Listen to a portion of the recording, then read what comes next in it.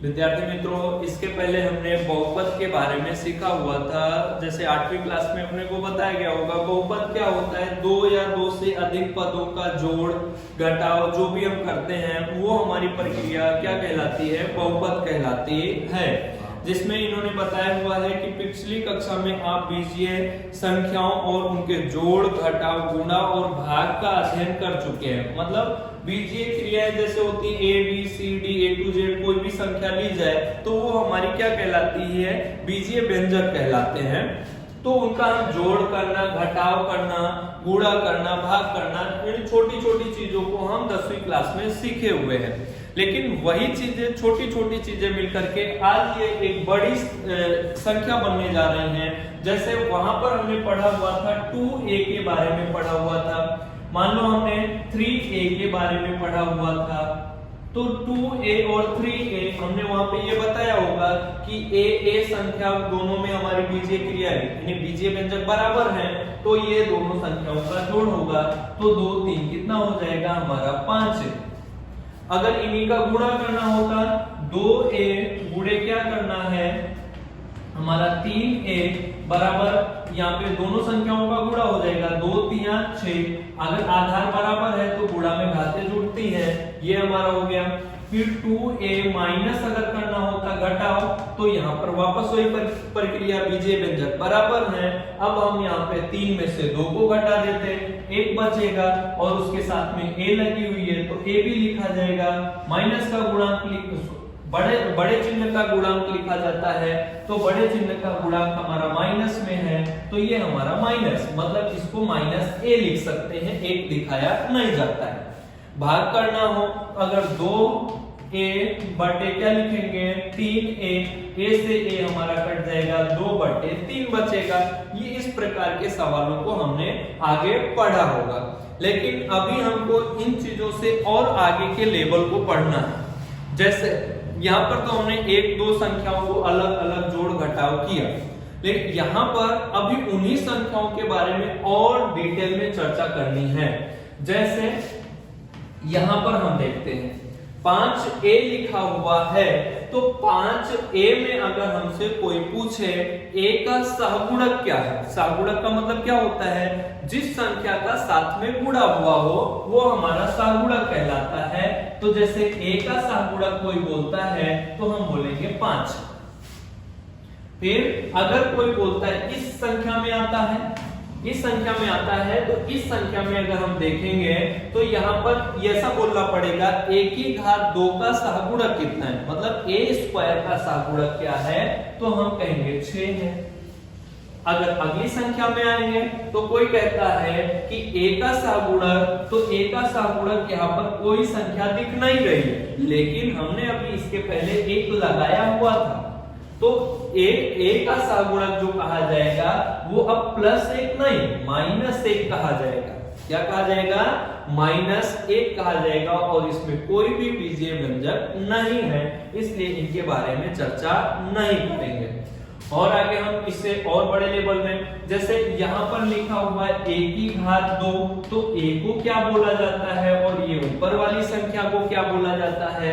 तो इसके लिए हम ये जानते हैं a को आधार बोला जाता है, मतलब कोष्ठक के अंदर कोई भी संख्या लिखी होगी तो उसको आधार बोलेंगे, उसके ऊपर कोई भी संख्या लिखी होगी तो उसको घात बोला जाता है। तो इसको क्या पढ़ेंगे? a की घात 2, मतलब a के घात में क्या लिखा हुआ है? 2 लिखा हुआ है। और आगे के सवाल पढ़ेंगे, जैसे इसके अगली कक्षा में हमने a प्लस b, दोनों हमारी बीजीय क्रियाएं अलग अलग हैं, बीजीय व्यंजक हमारे अलग अलग हैं। अब इसका फॉर्मूला हमने पढ़ा होगा, नहीं याद तो हम बता देते हैं। ये होता है a square plus b square plus 2ab। ये हमारा कह सकते हैं बहुपद का सबसे बेसिक फॉर्मूला होता है। ये फॉर्मूला बहुत आगे तक लागू पड़ता है। फिर इसके बाद हमारा a माइनस बी का होल स्क्वायर लिखा हुआ है, तो a square plus b square minus 2ab होता है। इसके बाद हमारा तीसरा formula a square minus B square का होता है, एक कोष्ठक में a प्लस बी और दूसरे कोष्ठक में a माइनस बी। अब इसमें हमें कंफ्यूज होने की कोई जरूरत नहीं है। कभी कभार क्या होता है कि जैसे हमने a प्लस बी का फॉर्मूला बताया, लेकिन सवाल में x प्लस वाई आया हुआ है, तो हम कहते हैं कि इसका फॉर्मूला तो मुझे पता ही नहीं है। तो ये दोनों एक ही चीजें हैं। जैसे यहाँ पर हमारा a के जगह पर क्या लिखा हुआ है x, b के जगह पर क्या लिखा हुआ है y लिखा हुआ है, तो वही प्रक्रिया मतलब x square plus y square plus 2ab हो जाएगा। और आगे सॉल्व करेंगे, a माइनस बी का होल स्क्वायर लिखा था हमने, लेकिन यहाँ पर क्या बना हुआ है x माइनस वाई का होल स्क्वायर बना हुआ है। तो इसके लिए हम क्या करेंगे, x square plus y square minus 2xy लिखेंगे। अब आगे वापस यही प्रक्रिया कि अगर ये हमारा x square minus y square लिखा हुआ है, तो पहले कोष्टक में हमारा क्या लिखा जाएगा x प्लस वाई, और दूसरे कोष्टक में लिखा जाएगा x माइनस वाई। ये बीजीय क्रियाओं, यहाँ पर हमारा जो आगे फॉर्मूला लिखा गया था उस फॉर्मूले में x प्लस वाई यहाँ पर चल रहा है, लेकिन यहाँ पर गलती से हमारा a प्लस बी लिख दिया गया है, तो यहाँ पर हमारा x y ही आता है। अब देखेंगे यहाँ पे टैली करेंगे। हमने बताया था इसके पहले कि a के जगह क्या आएगा x और b के जगह क्या आएगा y, तो ये लिख दिया मैंने a प्लस बी मतलब x प्लस वाई, पूरे की घात में 2, तो पूरे की घात में 2 यहाँ लिखा हुआ है। a की घात 2 आता है, मतलब a के जगह क्या लिखना है x की घात 2।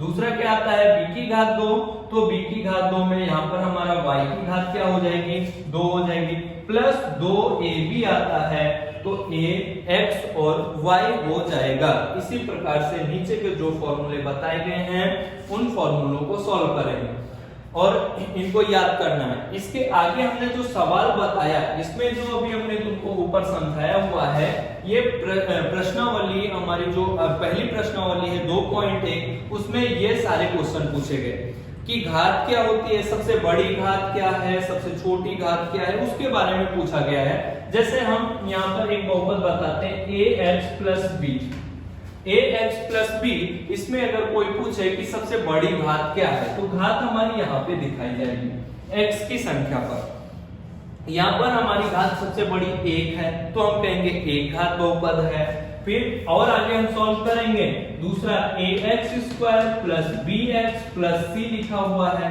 अब हमसे यही पूछा जाए कि यहाँ पर सबसे बड़ी घात क्या है या कौन सा घात बहुपद है, तो इसकी घात देखेंगे 2, तो ये कौन सा बहुपद होगा, द्विघात बहुपद होगा। फिर हमने सहगुणक के बारे में बताया हुआ था कि x की घात 2 का सहगुणक क्या है, a है। कोई पूछे यक्ष का सहगुणक क्या है, तो वो b है। और c को क्या कहते हैं, अचर पद कहते हैं। क्या कहते हैं भाई, अचर पद। इसको याद रखने का, इसमें हम भूल जाते हैं कि अगर कोई पूछता है c क्या है तो हम नहीं बता पाते, जबकि c क्या होता है अचर पद। x का गुणक या x का सहगुणक b, x की घात 2 का सहगुणक a। अब इसी प्रकार से पहली प्रश्नावली का सवाल हमको सॉल्व करना है। जितनी चीजें इसमें बताई गई हैं वही पहली प्रश्नावली में लागू पड़ेंगे।